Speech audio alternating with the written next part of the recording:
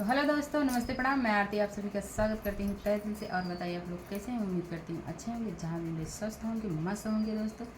तो एक प्यारा सा गीत लेकर आई हूँ, जैसा भी लगा कमेंट में ज़रूर बताइएगा। प्यारा सा चुटकुला गीत है, तो शुरू से लास्ट तक ज़रूर सुनिएगा दोस्तों, तभी गीत का आनंद आएगा। जैसा भी लगा ज़रूर कमेंट में बताइएगा। अच्छा लगेगा तब भी और नहीं अच्छा लगेगा तब भी। तो चलिए मैं सुनाती हूँ। प्यारा सा चुटकुला नाच गीत है। पियवा झगड़ा हो मचाम सासु नहीं हर जा बना। पियवा झगड़ा हो मचाम सासु नहीं हर जा बना। पियवा झगड़ा हो मचाम सासु नहीं हर जा बना। पियवा झगड़ा हो मचाम सासु नहीं हर जा बना। पियवा झगड़ा हो मचाम सासु नहीं हर जा बना।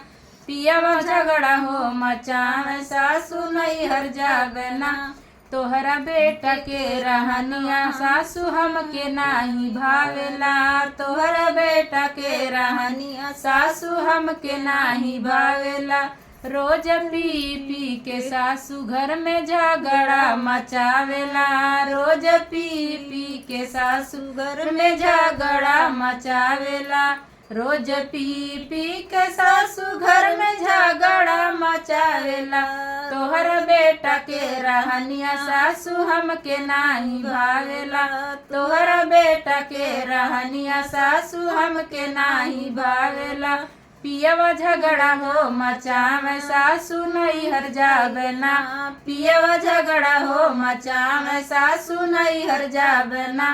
पियवा झगड़ा हो मचाम सासु नहीं हर जाबना। जितने कमाला ओकरा पिए भर के होखेला।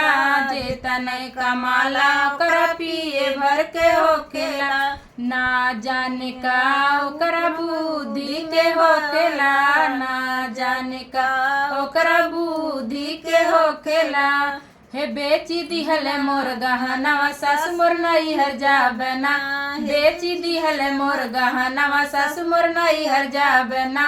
पियवा झगड़ा हो मचाम सासु नहीं हर जाबना। पियवा झगड़ा हो मचाम सासु नहीं हर जाबना।